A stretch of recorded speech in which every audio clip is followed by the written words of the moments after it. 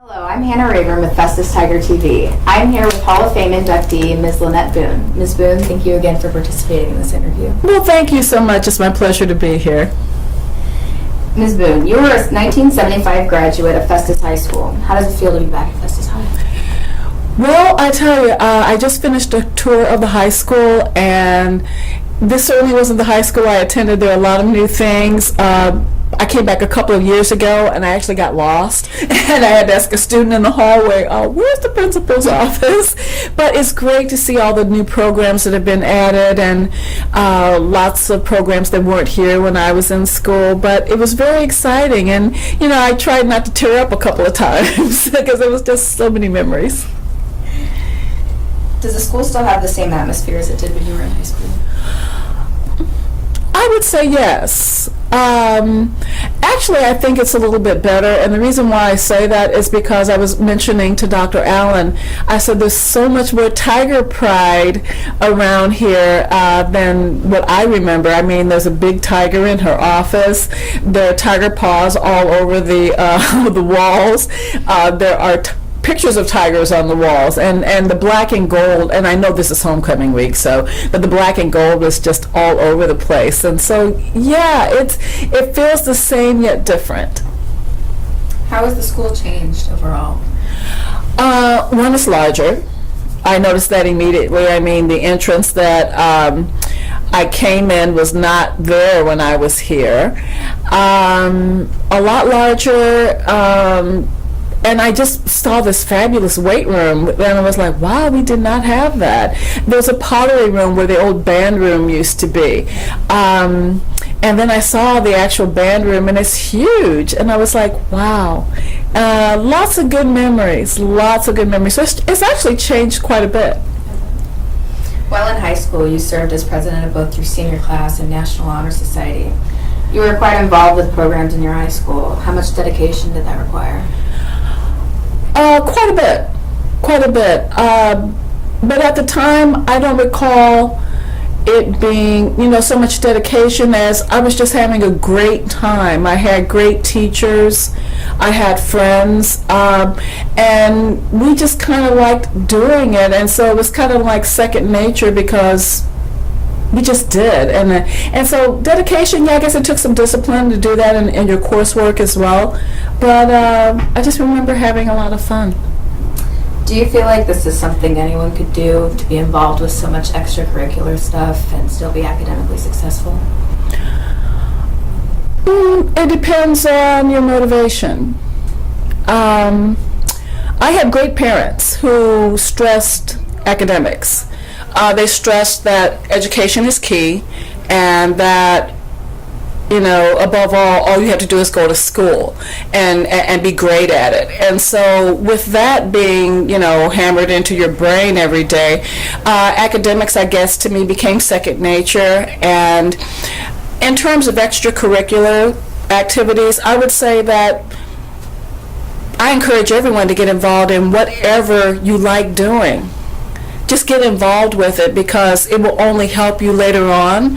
You think it's just an activity now, but all the things that you learn during that extracurricular activity and doing those activities really helps you later on. So I guess for me, I just like doing things, and so it just enhanced my overall academic experience, knowing that I could do fun things after school.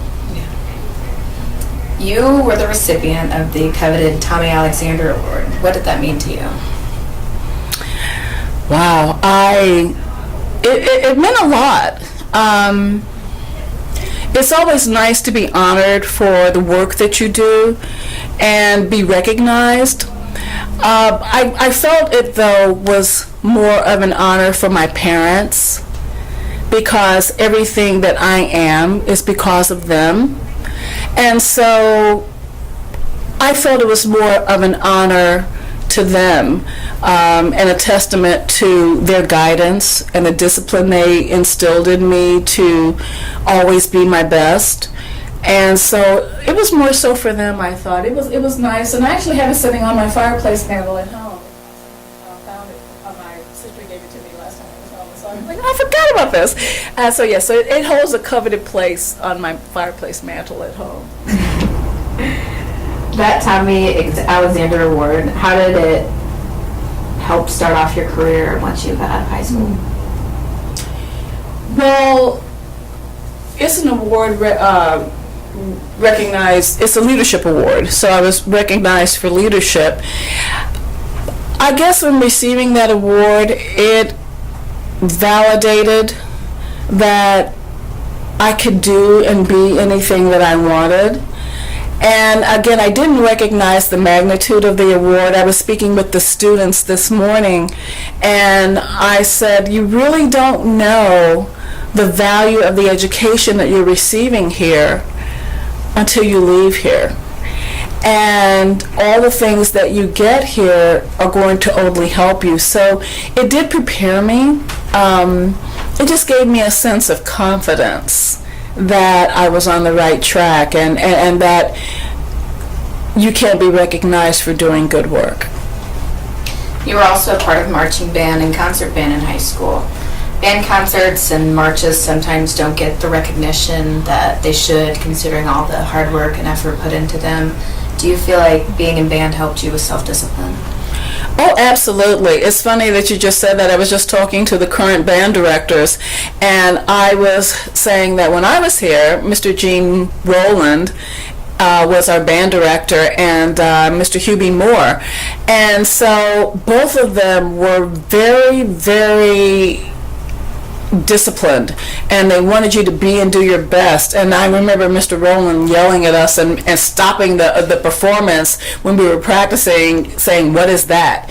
So I think that when you study music, because of the discipline involved in learning how to play a musical instrument, you can carry that discipline into so many other areas of your life, because to become good at playing that instrument, you have to practice. And I just had great band leaders, band directors, who wanted to push us to get the very best, and we actually won the competition in concert band one year when I was playing. So that was a testament to the hard work and dedication that our band leaders put us through. So yes, I do believe that doing that and the discipline that is involved in learning how to play an instrument does help you in other areas of your life. What instrument did you play? Oh, I play the saxophone, and it's still one of my favorite instruments. My music collection contains a lot of saxophone players. I love jazz, so I still love it. It's still my favorite. Good. What was it like to be out on your own, to go off to college and leave behind your parents and family and friends? Wow.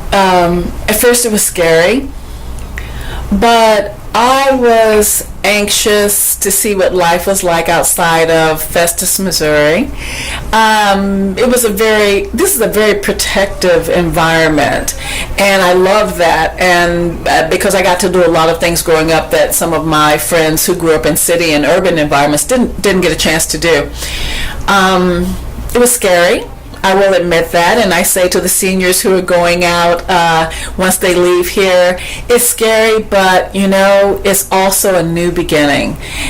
So excited, scared, homesick for the first few months. But once you get into the academic flow and go, and once I got into my academics and studying, I didn't have time to be homesick because at NU they kept you so busy. But it was all of that. Scared, excited, but really ready to do something new. So I just said, okay, well, let's go for it. What is your greatest memory from Festus High? Oh, wow. There were a lot. But I guess my greatest memory was when we won the Scholar Quiz Championship my junior year. I was on the Scholar Quiz team. And we won the championship, and people were saying, Festus, where's that? And we had beat all the other schools, and then we were going up against these big schools in St. Louis. And when we won that was like, I couldn't describe the feeling. And our sponsor at the time was Mr. Ben Whitener, who was also a great mentor of mine. I mean, to this day, he is one of the most influential people in my life. And he was our teacher. He was the one that ran the Scholar Quiz team. And so that, I would say that had to be one of the standout accomplishments of my high school career. Now, onward from high school, you're a 1979 graduate from Northwestern University, where you received your bachelor's degree in journalism. And then you went on to earn your master's in business administration in 1981 from Columbia University. What did you plan to do with your education? Well, at the time, I just planned to get a job. I wish I could tell you that it was well thought out and well planned. I said, I have all this education now. I need to go make some money to pay these student loans. After Columbia, though, I went into marketing. And so I wanted to develop a career in the field of marketing, and that was fun. That's what I studied, and I actually thought I was going to go into advertising after undergrad, but after interning in an advertising agency, I decided I wanted to be the client. And so I said, I'm going to switch and I'm going to focus in on marketing. And it was really good because marketing is a really fun, interesting discipline. So and from there, it just kind of morphed into using my business skills and so on to do other things. I've always been a person who, if I'm interested in it, I'm going to go try that. So I wish I could tell you that it was a straight line and well thought out, but it really was about growing and experiencing and playing to my interest. Do you feel like you accomplished a lot? Yes, and there is still a lot more to be accomplished.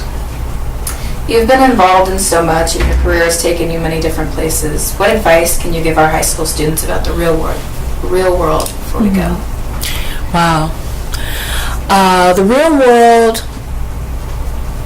is exciting. It's scary. But there's so much opportunity out there. When I was speaking with the students today, I said, don't be afraid to try new things.